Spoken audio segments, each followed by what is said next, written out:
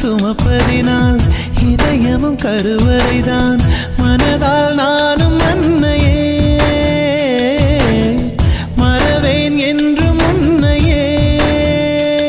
நான் பாலைவனத்தில் விதை போல் நீ பருவம் தந்த மழை போல் என் காதல் செடியில் பூவும் பூத்ததே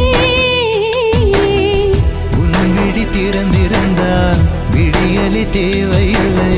உன்னை நான் துறந்திருந்தால் உயிரது சொந்தமில்லை இத்தனையும் இனி கிடைக்குமா கிடைக்கும் கிடைக்கும் நான் கூட சொல்கிறேன் அழகே பிரம்மனிடம் மனு கொடுக்க போயிருந்த